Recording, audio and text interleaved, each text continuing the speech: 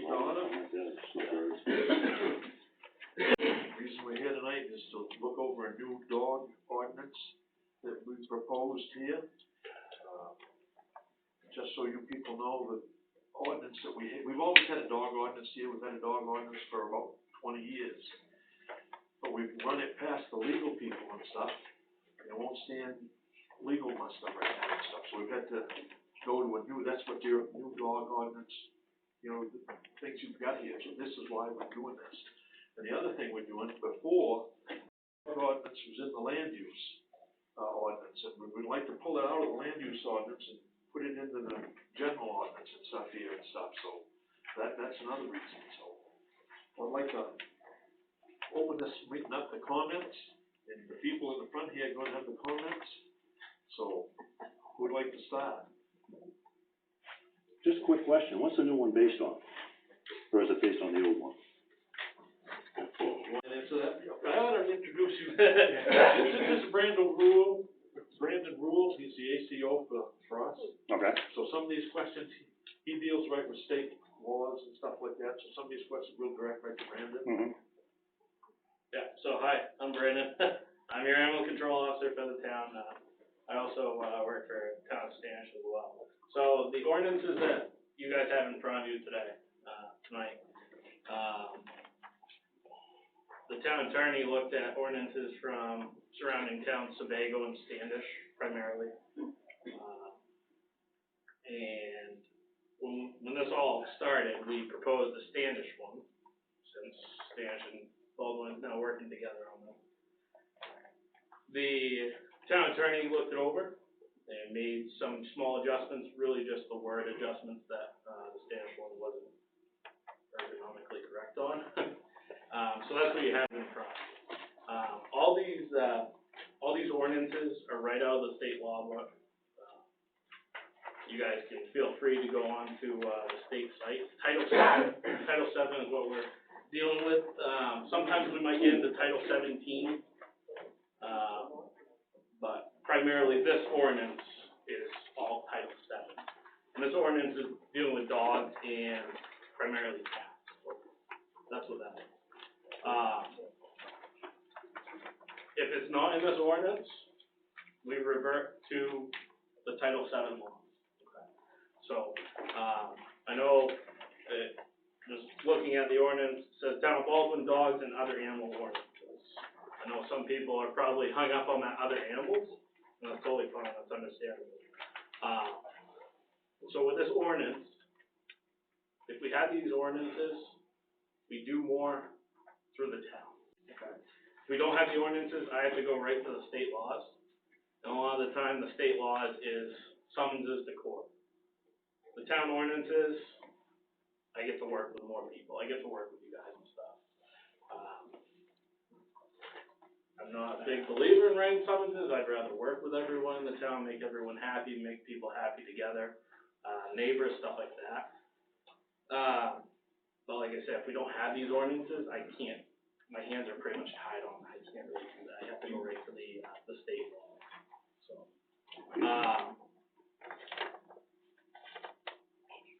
You mentioned it's based on the state. Is it as strong as the state, or is it just? So what I can do with these, okay? So the way I do it in Spanish right now, and if we get these town ordinances in Baldwin, this is how I will still do it. First point contact. I always come out, talk to you guys, give a verbal warning. The second step, 6 months from then, if something else comes up, then you get a notice to comply sheet, which is a verbal, which is a written warning. After that, if it happens again, then we do a town ordinance fine. Those are fines that are set by the town. And then if something happens further than that, we go right to the state summons, and we let the court deal with it. The other thing with that town ordinance fine, you have 10 days to pay that. If you don't pay that within 10 days to the town of Baldwin, then a summons will be issued to go to court for that. Does that answer your question? More or less. My only concern is, again, the several animals, that doesn't concern me. That's these folks here, I imagine. I'm concerned with the dogs. Yep. you may be aware of it, but I know Norm, that's about 20 years ago. Yep. The, town on, my wife and I's behalf, and also another neighbor's behalf, took the person to court over barking dogs. Yep. And, Towards Hill Road. Ward's Hill Road. This lady had, I don't know, 14, 15 in a kennel, uncontrolled, all hours of the day and night. And we got to court, and the lawyer said, most likely, if you settle out of court, no problem. All right, it went to court. They lost, she appealed it. Now, we're talking serious money that the town has to come up with up front. Now, eventually, they got the money back, you know, they have a lien on their house and everything else, but my point is, if you do this, I like to see it strong enough that there's no question at all, it's done. It just, I want that drag on, it's months. Oh, well, can I amplify on Warren's? Go ahead. First of all, your statement that it didn't stand legal, scrutiny is partly in here. This issue went all the way to the Maine State Supreme Court. It went through Bridgeton, it went to Portland, to Superior Court, it went to the Supreme Court. Now, this was, what, 15-ish, 20 years ago. That's over 20 years ago. David Laurie told me that back then, you couldn't get anything into the Supreme Court for less than about $25,000 between all the legal preparation fees and filing fees and all that stuff. Probably more now. But anyway, basically, what in Section 2 violations under A, that was what we had. Now, you've changed it a little, but that was what we've had, and that was upheld. The original, which is in 10.8 in the land use ordinance, was held up without any reservations by the Supreme Court. I mean, they haven't got anything better to do, but anyway, they did. Baldwin was awarded all attorney's fees. So basically, and other towns have since gotten in touch with Baldwin and said, can we use that? Well, yeah, it's in the public domain. So basically, what you see in Section A is incorporated all over the state. The other stuff in there amplifies on that, and it's a good idea. While I got your ear, Brandon said the town attorney had looked at this. Was that David Laurie? It was. Okay, because David is the fella that represented our side up in Augusta. I mean, this is serious stuff for little old Baldwin. That's why I wanted to bring that, you know, we use two attorneys, we use MMA, Yeah, and they shot it down. yeah, Then we sent it, you know, to our own town attorney. yeah, He shot this thing down. yeah. You know, I should excuse me, shot the old one down. So that's why we, Well, he defended that, I know, 20 years ago. yeah. Yeah. No, but I'm, the other stuff amplifies on it, and that's fine. I'm happy with it. And while I'm here, says up at the top, being acted and ordained at the annual town meeting. I didn't see it on the warrant. This was tied up with the lawyers and stuff. Oh, okay. And we couldn't get it, and we weren't sure if we was going or not. Yeah, So we've checked with the attorneys, and we can put it in as an addendum, you know, if we want to. We'll have some handout sheets. yeah, The article is all wrote. yeah. To see if we can enact this, blah, blah, blah. Yeah, And David's wrote that too. yeah. So, but we gotta have the open hearing first. Oh, yeah. I would almost like to see that changed to being enacted at the town meeting, then it could be either way. This is obviously an emotional thing, and somebody's gonna be highly upset that they didn't really get good notice on it. It should have been done different. I disagree with you. I mean, we have 7 days. Yeah. This was advertised from last Monday till Yeah, here. I know it's legal, but this isn't just what color are we gonna paint the fire hydrants, this is something serious. This might not be able to go to town might Yeah. still have to have another meeting here. Yeah. You know, depending on how this comes out here tonight Yeah. and stuff, so bring it to everybody. Yeah. No, I'm all for it, sooner the better, but anyway, I'll shut up for a while.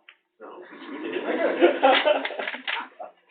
I think it's gonna come down to, at some point, within the vicinity of, you know, what's considered within the vicinity of, say, your home, you know?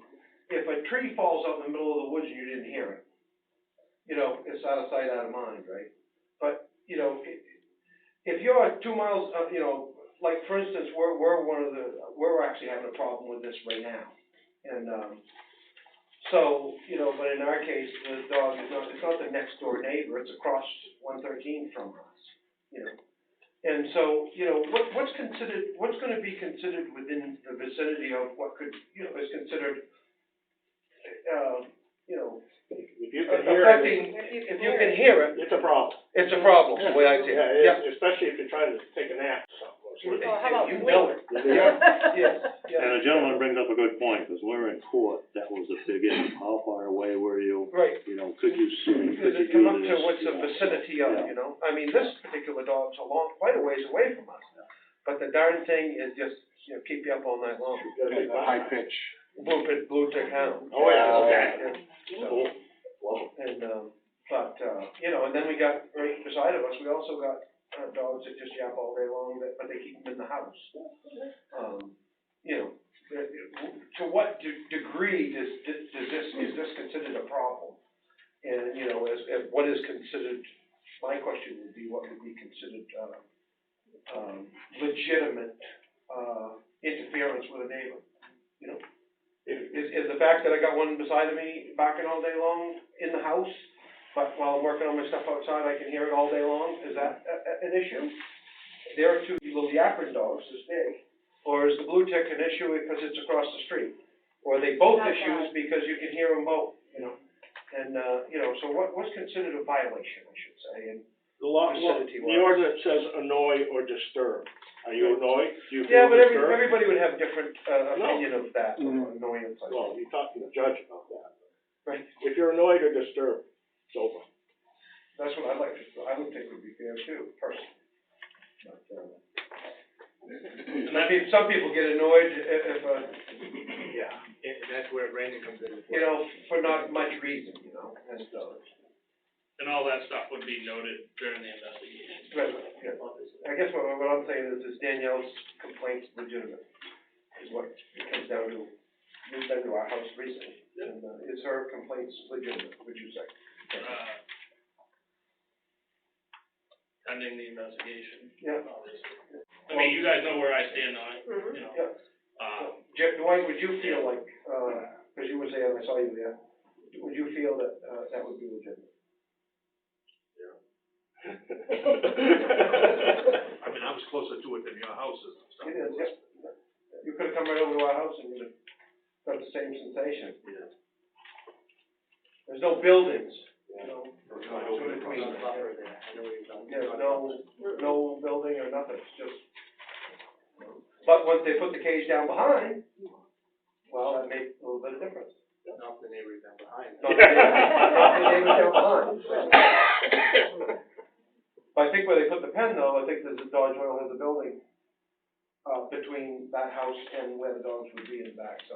You know, I mean, is there an opportunity for, per se, this guy to be able to put the dog out there somewhere and be okay, and have it be okay? Obviously, if it was up in the middle of the woods, nobody would care. Well, I have a question. If this business has cameras and whatnot, why do they need to leave dogs there unattended for days at a time? Yeah, this isn't even a residence. It's not a residence, it's a business. I mean, that's not a security. They can't even get into the building if someone breaks into it. They're outside. So, that, I don't understand.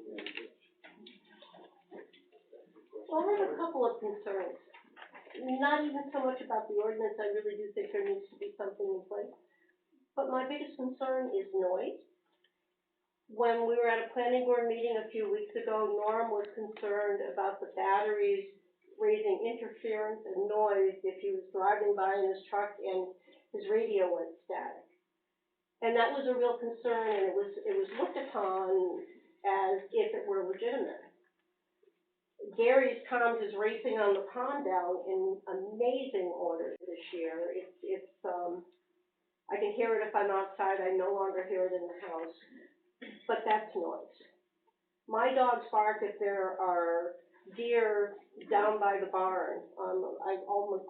I haven't lost a chicken in 8 years because I have dogs that protect them. They don't bark, usually if somebody's walking by the house, there'll be a few barks. They don't bark continually all day long. I'm really careful about keeping them in and being out with them when I'm out. Once in a while, my 2-year-old gets away and goes up over the hill and might end up at Gary's campground.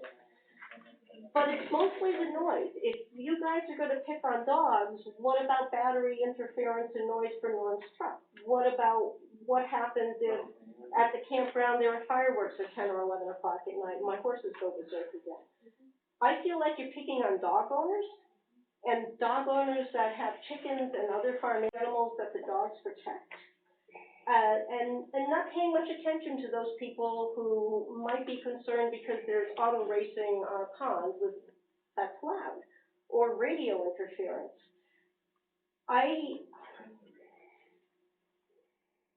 Every time I called you for years, you said to me, there's no noise ordinance. So now we're upset about dogs barking, which is noise to some people. To me, thank God I've got chickens, because I like eggs.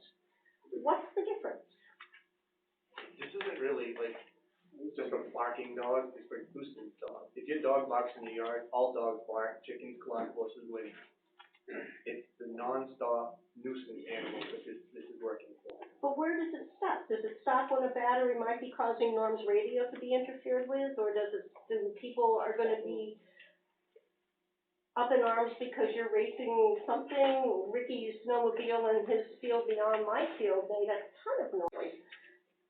I love Ricky, and it was just a short time, and I'm glad he's out there having fun with his kids. I don't know how you can pick on dog owners when there's no noise ordinance. I don't think it's fair, and I think it's biased.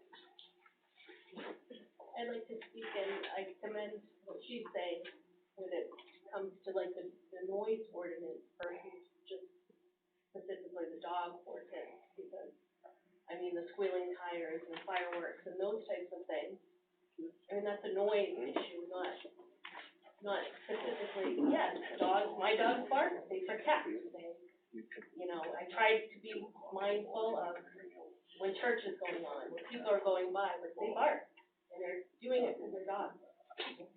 My dog does the same thing. And I know it can be annoying, but I try to be very mindful and respectful as much as I can. Yeah, we're talking a lot about dogs. My question is, it says as well as other domesticated animals. What is considered domesticated animals when I've only heard dogs and cats? So, like I said at the start, if it's not in this ordinance, you refer to Title 7.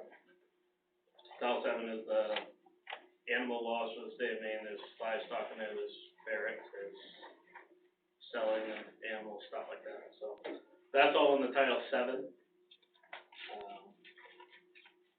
So say revert back to the Title 7. So we're talking about like cattle, horses, pigs, goats, whatever? Yep, so that's all in the Title 7. Livestock. So livestock gets out of the fenced-in area, you have a right to come give a written warning the second time, or verbal warning, and then a fine. So. And the same for a leash dog. I hunt dogs, and I've met you before, but. I don't want $1,000 fine because my beagle get off his run. No, you know what I mean? No. I think that's kind of taking a small town out of a small town. No, so like I was saying earlier, that's what I don't think is going to happen. That's not what's going to happen. I don't like to write summonses to people. I don't really know half of these people in the room. I'm sure if I came up to your door and I wrote you a summons, you would not like me, right? Obviously. So I like to work with people. I like to figure out what the issue is and let's fix the issue. Okay. So if that's your little Lucy, your Pomeranian gets off your property one day. Why? Who knows? She's a dog, right? It happens. I get it. We can work towards steps to fix that. Maybe it's your electric fence. Maybe you have a dead battery in your electric fence collar. I don't know. I look at those things and try and fix the problem civilly, without giving, fines, obviously. That summons that everyone's talking about, the summons is like the worst case scenario.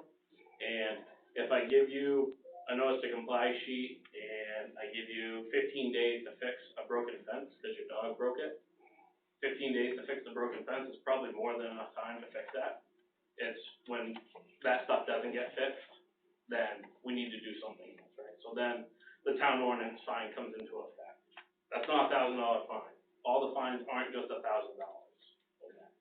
That's up to $1,000 in some cases. Unlicensed dog, something super easy.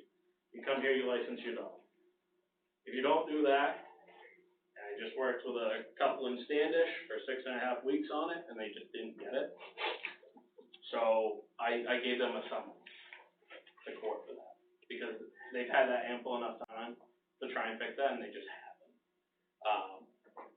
But back to the original question. So like livestock gets out. Okay. Title VII, animal trespass. So basically, if a dog gets off your property, there's a couple different ways we can go about it. Hey, I'm not gonna summon you for that, first off. If I know who owns the dog, or if I can find out who owns the dog, I'm gonna return the dog to you. Obviously, cattle's a little different. It's a little more difficult with that stuff. But if I can't find who owns the dog, then I take the dog to a shelter, a safe place for the night, until we can figure out who it is. And I work with the shelter closely. Baldwin uses Hardest Hills. Spanish, I use Animal Refuge League, here in Portland. And again, there's still no summons for that. I'd rather see you get your dog back safe and sound than write you a summons for $50 court appearance that honestly I really don't want to show up for it because I have better things to do. If it gets to that point where we've taken the necessary steps and something just isn't clicking with that, then obviously we do that summons. But cattle is the same way. So if I can find out who the owner is, I bring the cattle to you. Here you go, here's a verbal warning. Try and keep them on the property. I'll even walk your fence line with you and figure out where there's a hole in your fence. Okay, I've done it before. I don't mind doing it. Because like I said, I'd rather see the animals get back in to where they belong, stuff like that. Highlander cows? You? No, that's my neighbor, yeah. Okay, yeah. Okay. So like that, like I worked with those guys who chased cattle through the woods for 3 hours. I mean, you know, it happens, I get it. It's tough to stop those guys once they get going. So, but the same exact, process goes, just like if it was a dog, they try and get a hold of you. If we can't, I have to find some place to house it for the night, because I can't just let it be out there. Yeah. So we have resources, stuff like that. The Maine State Society over in Wyndham, they're really good with me. They'll come out, grab the animal, house it for the night, feed the animal. If it needs medical treatment, they'll do it. Fight the cost on it. And then if we can find out who owns the animal, then that cost will most likely get put to you guys, either civilly or restitution. So I think she had a great point with the noise, not just the dog, but the noise type deal. But on a nuisance side of things, you know, from 10 p.m. to 6 in the morning, to me, that falls under a different time frame than, you know, noon to 4, when you might be racing up on Martins or something. Not that it makes it right for the local neighbors and stuff, but, you know, this nuisance thing is, sometimes this barking dog thing can be an all-night affair. You know what I mean? And this isn't the first time I've seen that happen before. When I lived in Standish, I had a guy that had the same problem. And, you know, there's a difference between loud noises at 2 o'clock in the afternoon, and then there's another difference between 10 to 6 o'clock in the morning. Unless you work night shift. I was gonna say. Unless you work night shift. Unless you work True. That's true. Yeah, that is true. Yeah, The 100%. ordinance ordinance as presented a bazillion years ago was originally that dogs had to be quiet from 7P to 7A. Right. At the town meeting, somebody rightly stood up, it was Nadine Ridden, and she said, well, why should they be able to bark all day? And an amendment was presented, and it was 24 hours. Now, right now, my Carol is working in the laboratory at Mercy Hospital, 7P to 7A, and she slept all day. Right. If we'd had a blue tick hound next door, she'd be some ugly. But so, you gotta, not everybody works 7 to 3 or 9 to 5, so That's true. that's the other part of it. That is part of it. So it should be no nuisance noises all the time, or, Unfortunately, you know? yeah. What falls under the category of a nuisance noise? Is it racing on the pond? Is it barking dogs? Is it, what falls under that category? Is it loud radio, somebody playing their radio real loud? It could be. What, Again, this, Logging truck, everything. It could be kids, a lot of work in progress, but. again, this is, dogs and animal ordinance. Probably 20 years, I used to be on the planning board for about 3 decades. Probably 15, 20 years ago, the idea of a noise ordinance was brought up, and we floated it, and we're all lucky to be alive. Nobody wanted it. They thought it was the worst thing. You're gonna be picking on me for mowing my lawn and kids playing, and we didn't touch it. But this is a whole separate thing, and this is probably as good as it gets involved in it. It could be kids 11:30 at night, like our neighbors have like 20-something animals and 20-something kids. They have, they have people in and out. Well, just the other night, 10 o'clock at night, my husband and I were trying to fall asleep, and we could hear the kids and the flashlights running up, we live on Pigeon Brook Road, and they were yelling and screaming, and I opened the window and said, "Shut up, we're trying to sleep." Last summer, it was 11:30, they're running up the street with their dogs, because they have a zillion dogs, a zillion cats, horses, goats, deer, you name it, they have. And 11:30 last summer, we had our window open, and I had to yell at them again, because they're all running up the street, 11:30 at night, these kids, they're all different ages. They had some dogs, I don't know if they had them on the leash or not. And once again, so it's not just all the animals we have to deal with next door.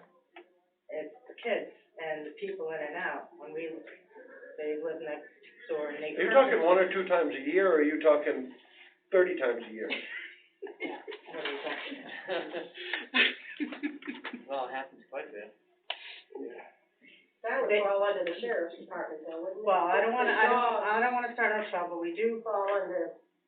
Disturbing the peace. well, there's a lot of disturbance, we have a lot of patients, actually, we used to have neighbors across, well, these people live in the Purposeville house, but before we had people across the street from us that, I don't care if it was, then they have like 20-something animals, and I don't know why we're in the middle of, those neighbors finally went bankrupt and moved, but their chickens would be in our yard, like, we're chasing the cows, they're at work, we're out chasing the cows, the horses up the street. The same with the neighbors on the side of us, their goats that got loose. A couple months ago, the horse is running around in our backyard. He left some of his what do you call it, the mane in our mailbox, because he was right up against the mailbox.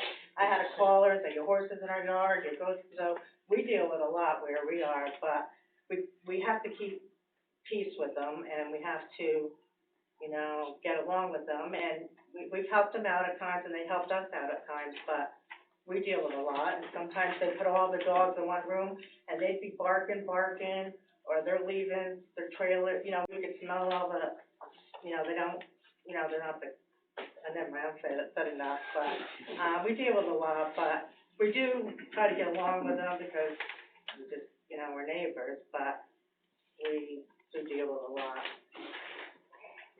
But I don't know how many animals a person's allowed to have, how many acres of land, they need to have that many animals. They came with like 3 horses, but 2 of them died, but they've got like, a zillion animals over there, but, and they're right close to us, so we have, they're not that far away from us, huh?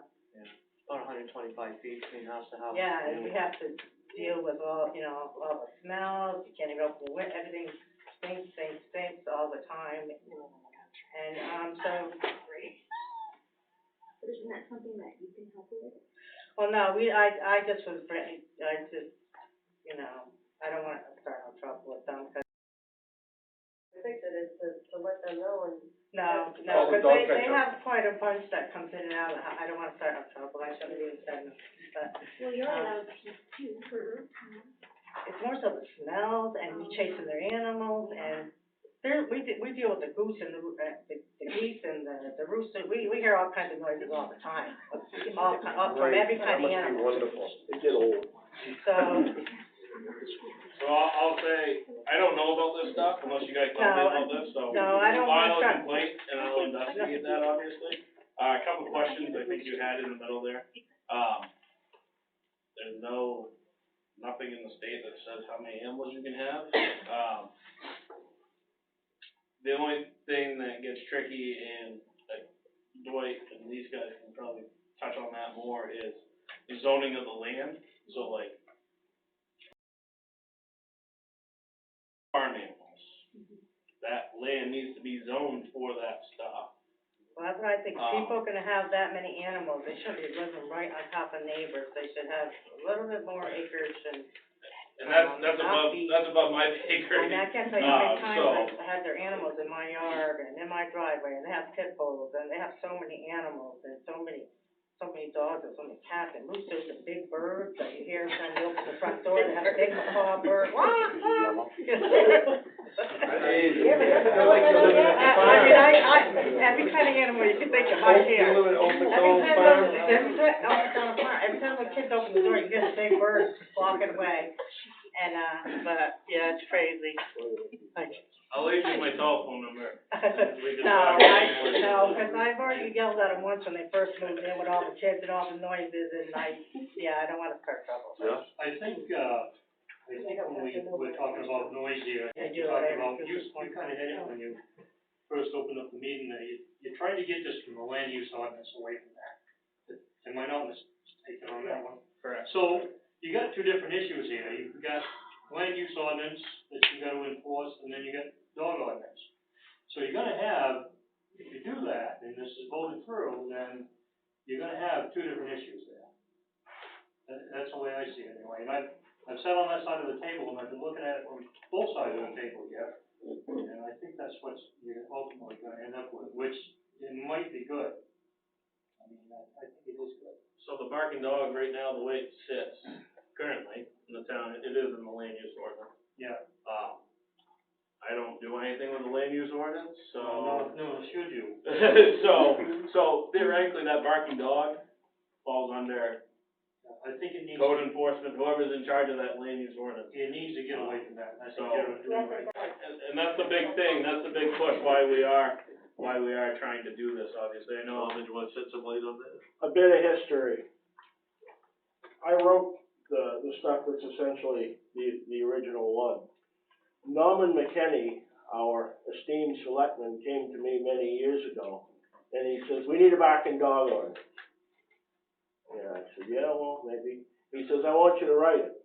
Well, I was chairman of the planning board. I said, "Well, no, that's not land use, that's ordinance stuff. I don't know anything about that." He says, "I don't care. Look up some stuff and write it." So I did a whole bunch of research and wrote it.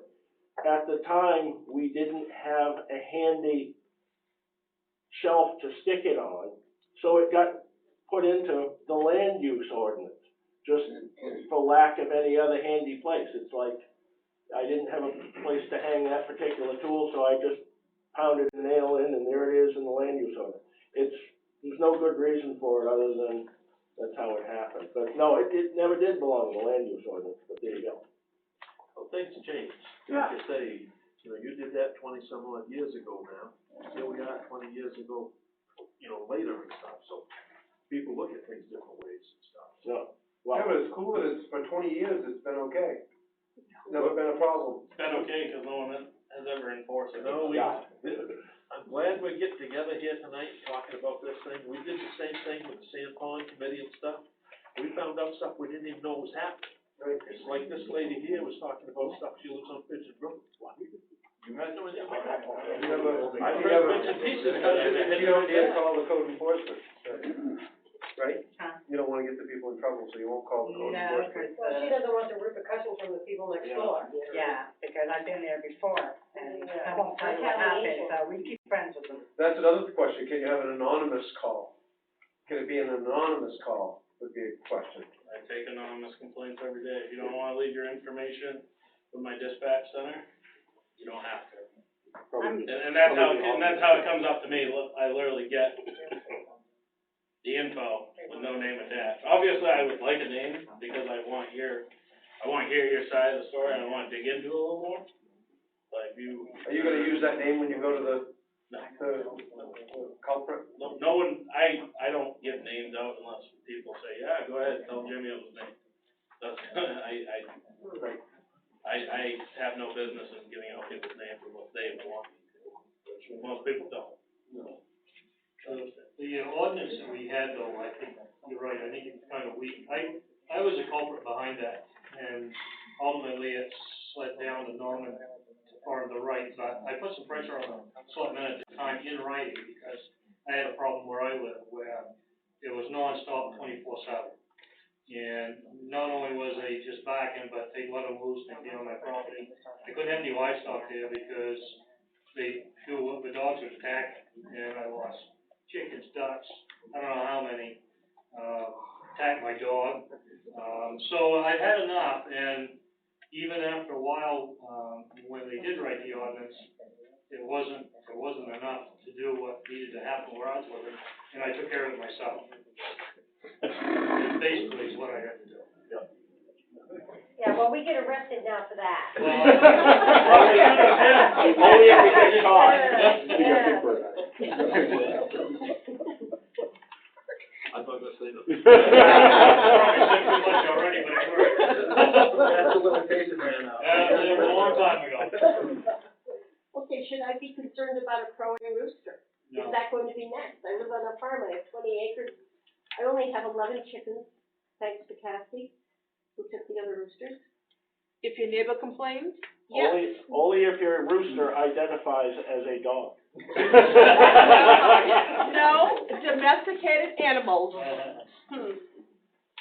That's true, that's a good point. As well as other domesticated animals. So if your neighbor wants to complain about your crowing rooster, or your loud goose, Guinea hens. guinea hens, then No, it says barking. It has to be deemed as a nuisance at that point. All roosters are gonna crow. Yeah. Right. But if your rooster crows all day long, that's when it becomes an issue. This is the same ordinance, like, just like, why has it been fine for 20 years? This hasn't really changed, just the interpretation of it, a little bit more enforcement on it. Like I said, he's not gonna go out and write somebody a ticket if the dog runs off somebody's lawn. But this gives him the enforcement, say your new neighbor comes in and has mean pit bull, they're out chasing your kids. Now we go up there and lay a law down. yeah, but she's That's talking the about difference. farm animals. So if anybody complains about your farm animals, it's still the same situation, whether you're talking about a dog or the domesticated animal. Right, and we'll listen to that, and we'll sit down and read the ordinance, and then say, all right, is that rooster crowing just in the morning? It is what it is. If that rooster's crowing all day, then it becomes nuisance, then it's turned over to Brandon. And like I said Maybe to before, some people, but not everybody. like I said before, okay, so no situation is the same, right? No situation is the same. The investigation into it will be done, whatever I find in that investigation. Maybe she just needs to be sat down and said, hey, there's people complaining about them, let's see if we can figure something out. Like I said, I like to work with people. Let's figure something out, whatever that is, who knows? And we'll go from there. I hear the same goose up to my house, and I'm a little distance away, but, If you want. but it's a goose is a goose, and. Right, but you live there, right? You have to deal with it. I live there, So but if it's I deal bothering with you it. that much. No, it's not. Okay. But to a different neighbor. Right. But to a different neighbor. But if it does bother you, give me a call and we will go up there and speak to them and investigate. It doesn't. I think we're interpreting this broader than as it's written. The first sentence, the purpose is to control and regulate barking dogs, comma, dogs running at large, comma, dangerous dogs as well as other domesticated animals, comma, stuff. And then, in the next one, it just talks about barking dogs. And the offense is a dog barking. It's not written broad enough to get donkeys hee-hawing and roosters crowing. So, I don't think we wanna go there, that's not what I'm saying. But the only noise that this ordinance talks about is dogs barking, howling, tie-eyeing, and whatever. So, this doesn't protect you from a rooster at any hour of the day. The animal ordinance, the other animal ordinance is what brought me here. So I wanted to see what that was about. So, No, I don't. I mean, and the animals don't bother me that much, when there's times where they're doing, the dogs are in one room and they're doing it for hours and hours, not noises that are, you know, mild and for a certain amount of time, but when you get things that are a nuisance, like you guys are all saying. But they do a pretty good job of containing them most of the time, you know. Yes, there's been times when things all run loose and stuff, but I mean, we do work with them. I just was, you know, venting, I guess, you know, but, The only recourse you have is him, that guy right there. That's not true. He was gonna say The other recourse is civil court for denying quiet and peaceful use of your property or something like that. But all that takes is a lot of money and lawyers and time and pain in the neck. I mean, we work with them, and he will go over and say something. Yeah. They do a pretty good job most of the time, but it's just sometimes. There is civil remedy, but that's a pain in the expensive neck. But unfortunately, you know, this ordinance, you can't regulate harmony and coexistence. Yeah. Harmony and coexistence comes by me communicating, being empathetic of my neighbor. I have rights, but as long as my rights don't infringe upon my neighbor's rights. Right. Now, if that,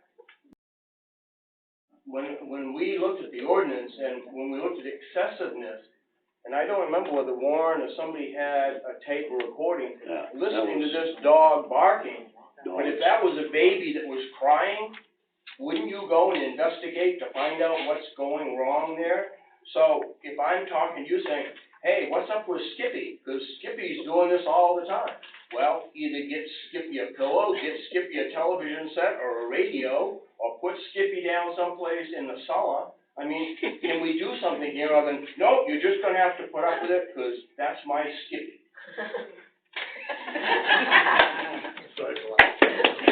We have that across the street from 113, I have a Skippy across the street. So that what he's saying boils down to is common courtesy, common sense. Yeah, it just, Respect. and unfortunately, it's not there I think anymore. talking about animal cruelty too. Are you also talking about animal cruelty?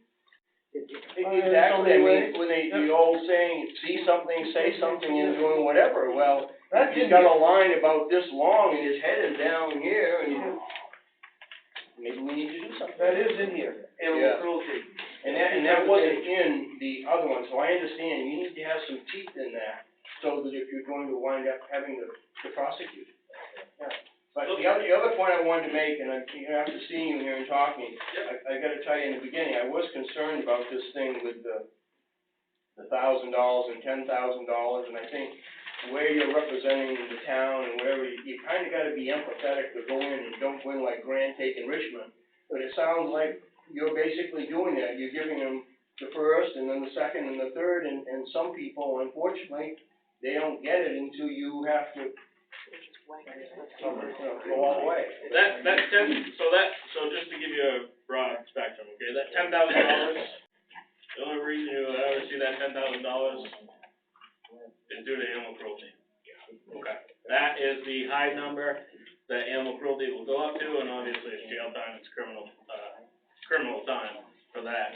$1,000, that's just the low, okay, so, even a barking dog, you're not gonna pay $1,000, it's gonna be way less. And I really wanna stress, so these ordinances, I know people don't like change, I understand that, okay? But these ordinances will protect you guys as the people of Baldwin. It'll save you money as the people of Baldwin if you ever have to be on that side of the spectrum, you know, if I have to come out and talk to you guys. These ordinances make it so I can work with you guys a lot easier than ever before. I have almost the same ordinances in Standish, and I work with people every day. I fix problems with people every day, and this stuff never even really comes out. I give more verbal warnings and written warnings than you guys would probably believe. The town ordinance fines, like I said, if that one thing is just not clicking with the owner of that animal, then it has to be done. I have to do that, because I'm running out of options. Like I said, I worked with people for 6.5 weeks. 6.5 weeks, way too long probably for these people, but I at least tried my hardest to do that. And like I said, just something just didn't click with them, so that's why they got summoned to court. The other big thing is, so, town ordinance fines, that comes back to the town, that goes into account for me, that goes into an animal welfare account. That animal welfare account can be used for trainings that I have to go do yearly to keep my certifications, that you guys don't have to pay for. That goes into, if I have to euthanize, 125-pound, shepherd. It's gonna cost money to do that, and someone has to pay for that, and I'm sure you guys, as people of the town, don't wanna pay for that. The town has to buy that cost, and that money has to come from somewhere, and that's where that money comes from. It comes out of that animal welfare account. And stuff like that, that's where that is. That money might not ever go anywhere, but at least it's there as a buffer. If I need to pay for, a cow to be housed for 10 days, I have to pay for that somehow. I don't wanna pay for it out of my own pocket, I can tell you that. I'm sure you guys don't wanna chip into that, so, that's where all that money goes. I don't want you guys to think that money goes somewhere else into a mysterious account that gets used for mysterious things. It isn't, it goes into that animal welfare account. I can pull from that account. I have to clear it with these guys first, before I do that. That's how that. So the other part I was gonna ask about is under section 2A, where it makes reference to, upon continuance of loud noise, so on and so forth, fine and attorney's fees and so on. Is that process, you go to court, then those fees would be paid by the defendant, right? Correct. The one you. Yep. So it's your cost or fee up to that point. Is it a small claims process that you go through to do this, or is it just a civil? That's through the actual court proceeding. Okay, and then whatever those fees are, get passed on to the. Yeah. Right. So I mean, if if I go to court, so animal cruelty court cases, they can take anywhere from a month to 3 years, okay? There's a lot of money that goes into that. And obviously the town wants to be paid back for my dues. I have to go to those cases. Luckily, knock on wood, nothing has happened like that. But yeah, so that's how the town recoups that money that they haven't spent for me to actually show up for that court proceeding. Well, it's like Warren says too, it depends on who's got the most money and how long they wanna pursue something. Yeah. And then the other thing is, I mean, a judge can award something when you're gonna get paid. That's the other thing, you know, just because he awards it, don't mean you're gonna get paid. You know, they Several can years. Exactly. I mean, it sounds like you guys went through a pretty rough time at court. Yeah, Oh, that yeah, was a whole lot of fun. You know, so you understand. It's my understanding, by the way, that the judge, the Supreme Court awarded the attorney costs to the town, and David Laurie was our attorney at the time, and last I heard, he had a lien on it. It wasn't stuck with the town to get the money, so he treated us good, as he continues to do. He's a good guy. Oh, yeah. You know, I debated whether to bring David in here tonight, Yeah. so to answer some legal questions and stuff. But it's $175 an hour for Yeah. Cape Elizabeth out to here, Yeah. back to Cape Elizabeth and stuff. Plus the mileage. Whatever. Yeah. But what I wanted to do was just get a feeling from the whole group, and if we need to do this on another meeting or something, and if everybody feels the same way, I mean, we can do this. But it's a lot of money tied up to do it and stuff. I just feel it's common sense, common courtesy. I mean, people just, some people just don't know. It's out of sight, out of mind for everybody until it Yeah. happens to them. Yeah. So, it's no big deal until it happens to you. You don't need to think about it. I mean, we have a dog, he barks when he sees another dog, but it's just not, it's not chronic.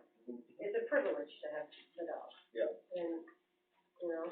But he roams, so we got our situations to handle as well, so, I mean, everybody, you got a unique stinking animal. Is there any more questions from anybody here? Can I make a statement for the audience? Yeah, absolutely. Okay. A lot of you know me, I'm Dr. Cassie Dove, I am a resident in West Baldwin, I own a horse breeding facility, okay? I have a 140-pound Congo Anatolian Shepherd, all right, that was complained against extensively because she's out 24/7, and if she sees a predator and she is protecting her livestock, you're smiling because you guys followed this one before. It is the Maine state statute that she can protect her livestock 24/7. Will I call her in? I will. But do I lose animals anymore because I have this Congo dog? No, I do not, okay? I own a farm. She is protecting my livestock. And the animals that are protecting your livestock, all right, they're the ones that are doing their job, all right? So, Chapter 725, Municipal Duties, Title 7, Agriculture and Animals, Local Regulation 3950, gives us in the state of Maine the legal right to have these dogs. But you have to have a reason to have these dogs. If that blue tick hound is protecting one chicken, that dog is doing a job. But if there's nothing else on that property, then that animal isn't justifiable. There's not anything on the property. If we have any dogs and they're protecting our cattle, they're justified, okay? They are protecting us from coyotes. Mine are protecting mine from black bears, all right? I don't lose animals anymore. And I eat what I grow, okay? And we share in our responsibilities, and we're small farmers, all right? So we are legally allowed, according to the state of Maine, to have these animals, and I want to see that in that statute. So, you're totally right. No, totally right. No, totally right. It's always their homework. But it's a question in my mind, she has the right to have the animal. Does that animal have to bark 24 hours a day? Can it be trained to protect So that without dog, making any noise? So if there's a black bear in the backyard every second? so that dog, okay, that dog is protected by the state of Maine, okay? As much as some people might not like that, that's how it is, because she does have the farm animals to protect that. When you said statute, do you mean the ordinance? Yeah. Okay, so the only reason it wasn't put in there is because, like I said, everything that's not in that ordinance refers back to the Title VI. Right, and it's under agricultural animals, which is interesting, because when you initially wrote the first, law in the state of Baldwin, you actually put it under land use. So when this becomes a farm issue, we are farmers, and we are raising these animals. When my stallion sees an air coming down the road, do you think he's quiet? He's not, okay? I have guineas because I don't have ticks on my property, so they take care of all that. Do you think my guineas are quiet? No, they are not. So it's almost a land use thing that we need to think about, okay? Because we are farmers. We are not residential. I don't live 120 feet away from somebody. If I did, I would not be a farmer, and I do Yeah. apologize for your neighbors. No, So, no, I respect farmers, and I just, just have some more land and not be right on Right. top of it. And But most of us no that problem, have how farms, many animals you want, yeah. we have acreage, and when I built my place, it was understood, the town even knew what I was doing. So, and I didn't get this dog so much later. Does she bark 24/7? No, she does not, okay? Does she bark when something is, but here's the thing. Like Taffy, I can also tell what kind of bark is an alert. Is it something where she's just being a pain in the butt because she sees something in the distance? No. Is she gonna tell me through a different kind of bark what's going on? Yes. Yeah. So she's trained me. That's a different kind of dog. That's Well, a farm dog. That doesn't bother me personally. Right. You know, we've had neighbors before that had dogs, and they're quiet, and they bark. When you look at what the hell's going on, someone's driving up, someone's going around, that's fine, I think that's great. It's the damn dogs that bark, like this gentleman was saying, 2:00 in the morning, at all hours, and not just one dog, it's continuous, it's a damn nuisance. That's what I have a problem with. That's a nuisance law, and if it's not a dog, a working dog that has, animals to protect, then it is. We have to define and divide these. We need to make sure our farms are covered here in the town of Baldwin. It's divided pretty well in the town of Baldwin. If you I'd have like enough, to see it in the Baldwin. if you have enough land, your neighbors aren't gonna hear you, you know. Oh, they still do. Wow. And I'm up on Ward 2 where all this Okay. stuff is in the first place. 160 acres. Yeah, I had a good chunk of property up there. Everybody hold I their just thought cool. you had 20 acres, and you're not gonna have neighbors on top of you, you're not gonna hear all the, your Right. dog bark, okay. No, when I hear my neighbor's No, dog, I'm sorry, I'll say that's- you're mine. Yeah. No, she is not, but you visited me because the new neighbors that moved in just across the road decided to claim it a nuisance law. And so Where that's do you when, live? what? Where do you live? I'm sorry. You've seen my big Congo dog. I have the horses up on Ward Hill. I don't think you've been up by it. But really, no. was it you? No, It could have been Ricky. Ricky, it was Ricky probably looks a Ricky. lot like that. Oh, It was okay. probably All Ricky. right. I don't think he's been up at all. Okay. I don't. Yeah. I have, sorry. No, you would recognize this Yeah, dog. no, It's no. an Anatolian Shepherd. She's about 140. And when she barks, it goes across the hill. So, it's, like I said, there is difference in working dogs. Now, Taffy's retrievers are the same way.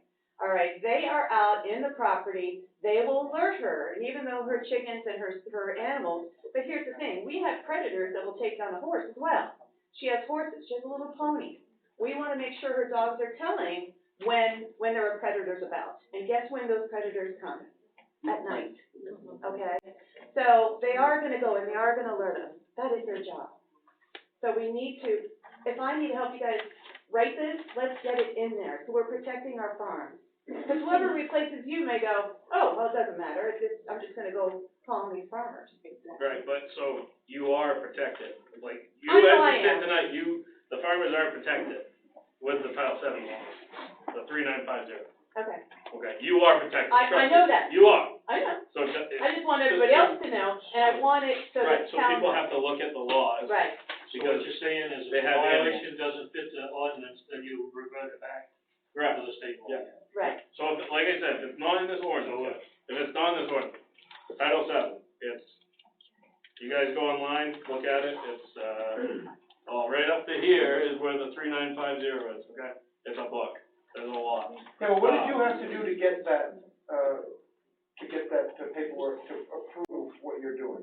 Did you have to go to the state to do what? to get it approved that you can have that dog? No. Do you have any paperwork stating that No. the state? It's in the No. state law. It's just in the law, period. Here's the Okay. thing, you don't adopt a dog like this unless you have a farm, okay? I rescued this dog from a townhome in Vermont, actually, Taffy brought her to me, and she was miserable, she needs a job, so she was brought to me by Taffy, and, this dog just runs the farm and she protects the animals, there's no paperwork. Could I get in trouble because I have a dog like this, because they can get tough? Yes, but if they're trained right, just like a pit bull or anything like that, if they're trained right, they're great dogs. So no paperwork.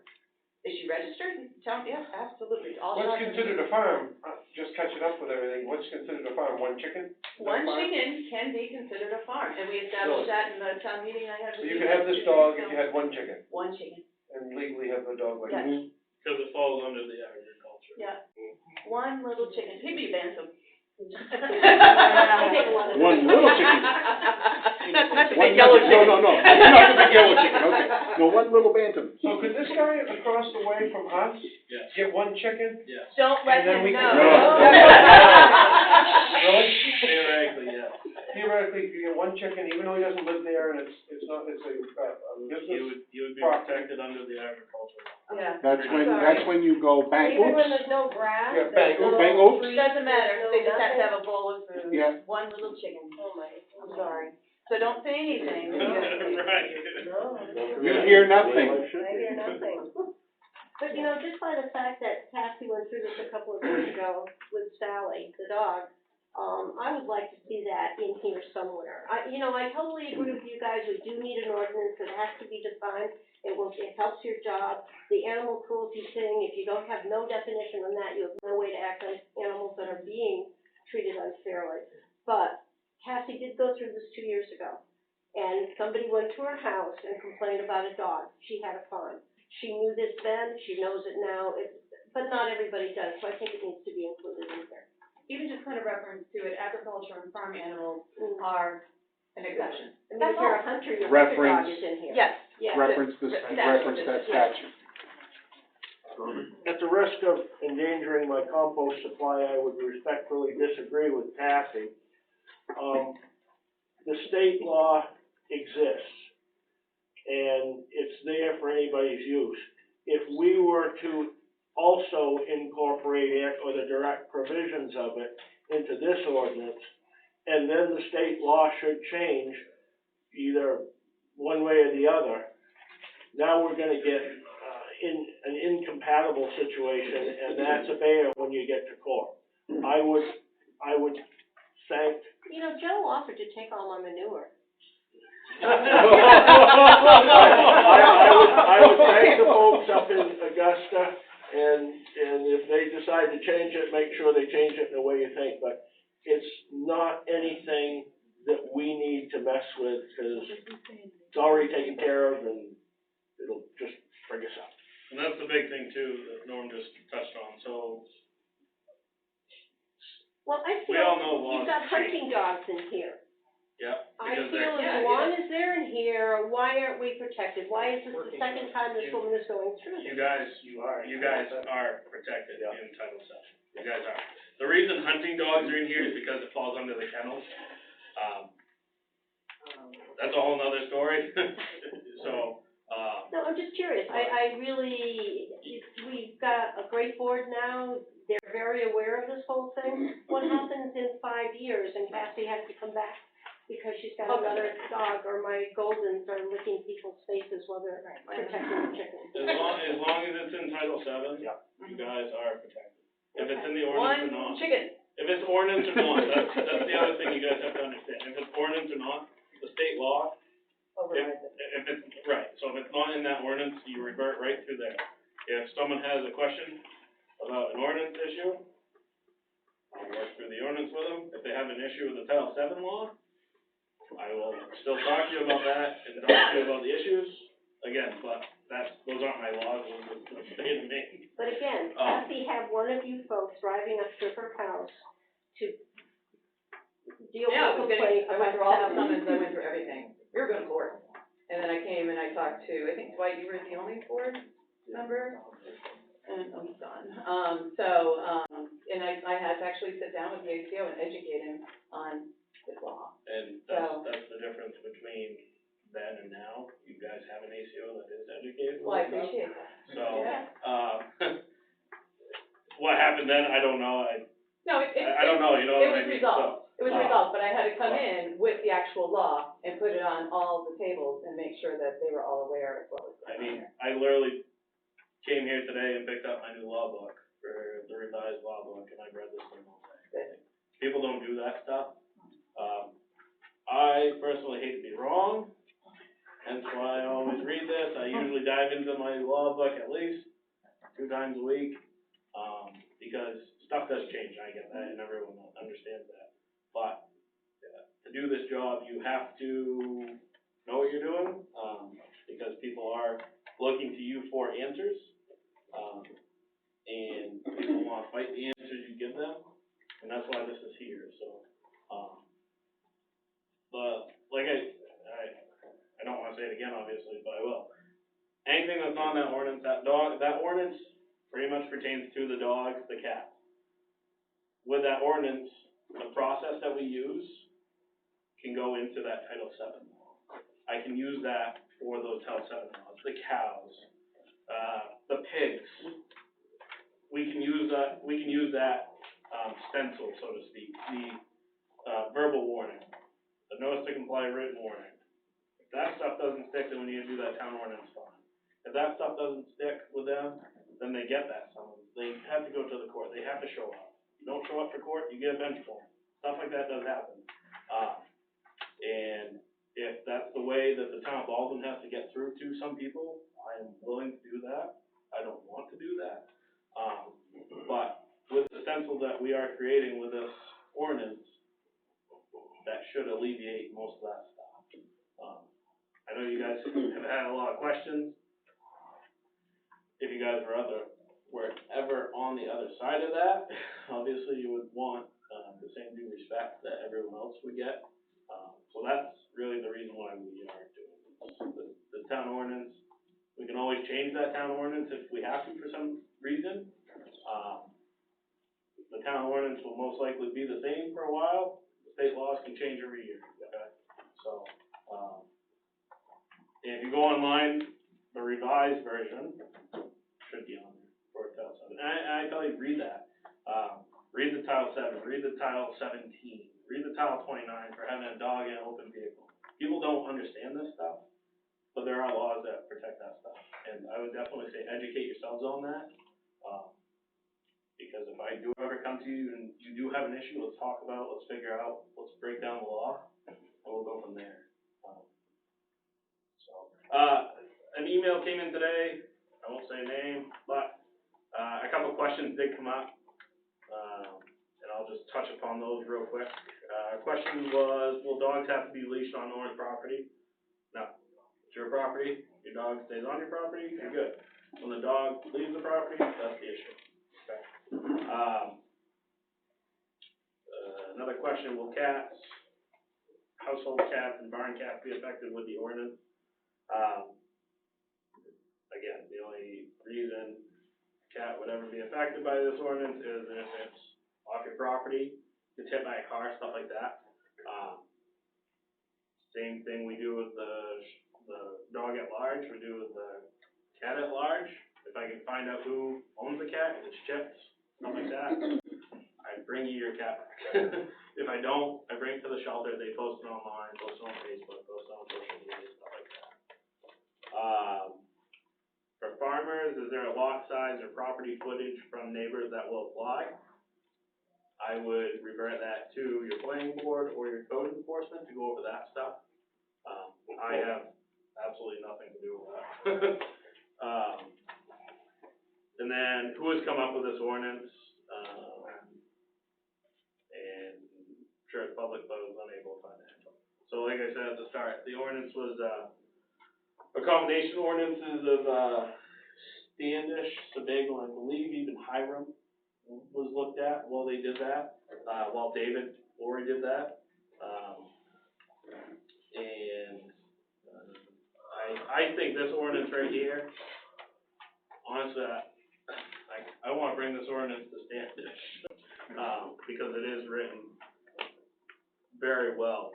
And I can tell you, David Laurie has worked his butt off on this thing, for probably close to 2 weeks, I would say, with the revisions, we've sent him in the revisions. Yeah, probably longer. Yeah, longer than that, so, Make sure you send him a bill if he takes it.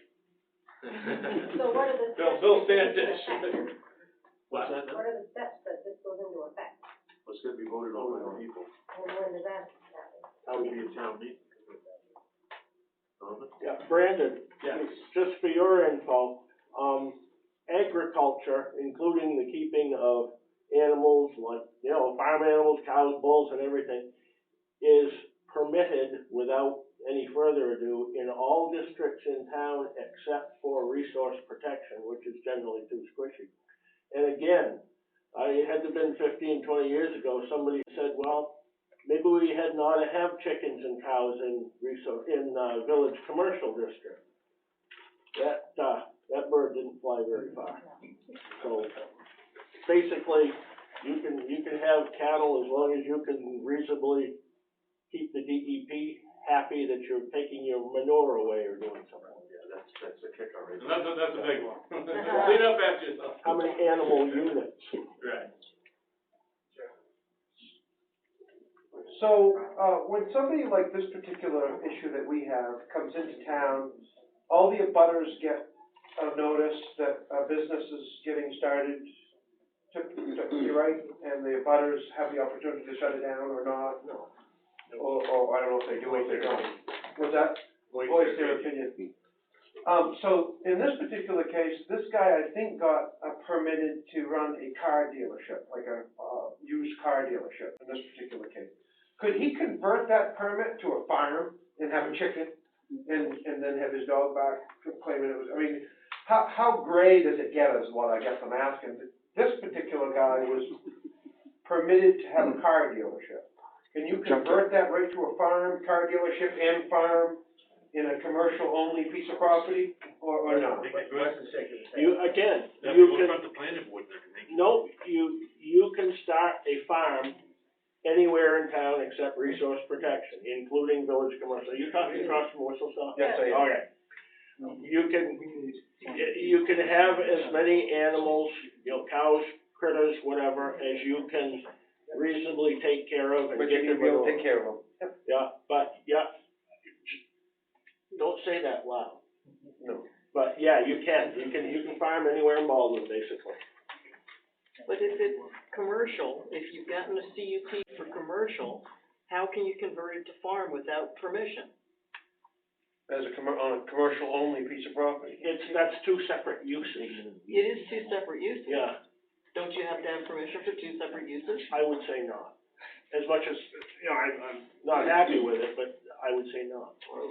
Seems Yeah. like it should be, should have to. No, Baldwin loves the concept of farming. There's not a hell of a lot of it going on, but we still love the concept of it.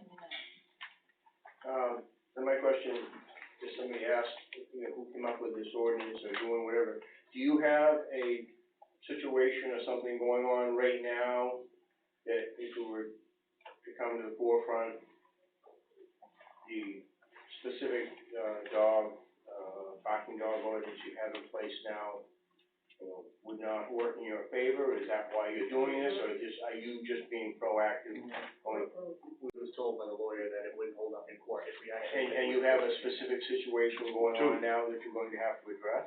Two. You have two. And it's dogs. Both. Okay. And we are being proactive. Not just the force field. Right. Proactive. Yeah, we're working. Janella, when I was talking to you today this afternoon, you know my background. Yeah. I grew up on a dairy farm. We had 45 Holstein cows.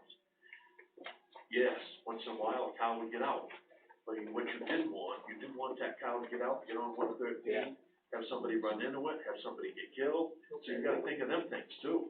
And same with the dog and everything else and stuff like that. So, And you couldn't govern when that whole scheme was gonna cap out. Kind of hollow at 2 or 3 in the morning. I had a next door neighbor, remember? Yeah, it was too bad. yes, you did, a big one. It happened all the time, right? Yeah. That's mean. I just have a question real quick.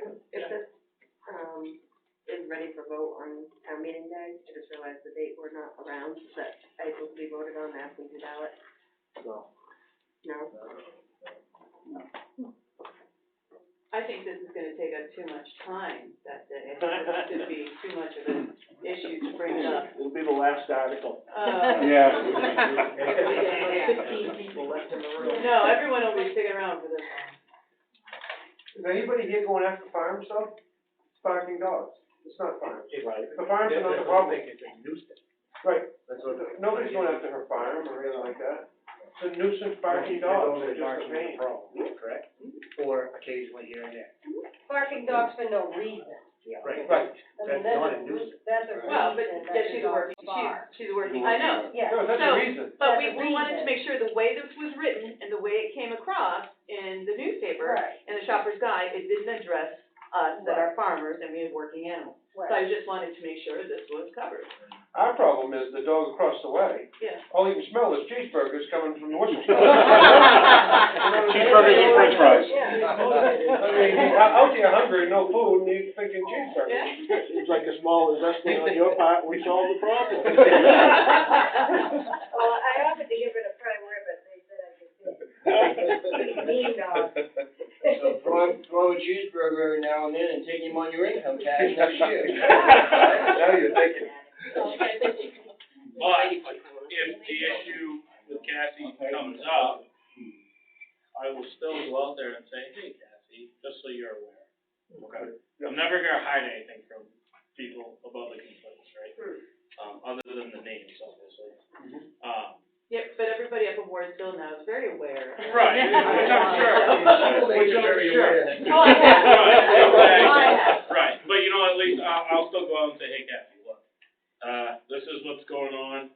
I understand that you are totally protected. I still have a job to do, right? So I still have to investigate that. Doesn't mean I'm gonna write her a summons. I can tell you I'm not going to, because she's totally protected. So you gotta go through the motions. Right, I have to investigate everything, right? So if I don't investigate everything, A, it looks bad on my part, and B, I'd rather just investigate everything, because then I get to meet who you are. People with cattle in the room, raise your hand. Cattle versus anything. Okay, so like, I don't know who these people are, right? But these people could be assets to me later on in the process, okay? Maybe you have a horse trailer or a cow trailer, something big that, okay. I might need to use it. Right, so I might have to call her and say, hey, do you mind helping me with this?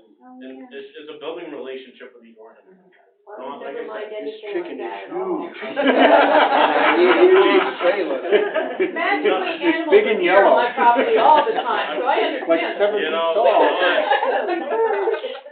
I read the Facebook stuff, I get it, I get people are mad, but it's beyond just the ordinance. I wanna get to know the people of Baldwin. I'm not from Baldwin, I'm from Scarborough. He just shot himself in the foot.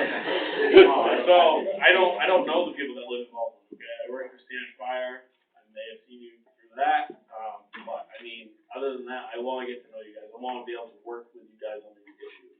Good. And just make people happy with their neighbor. I mean, no one wants their dogs barking, I understand that, but sometimes there are provisions.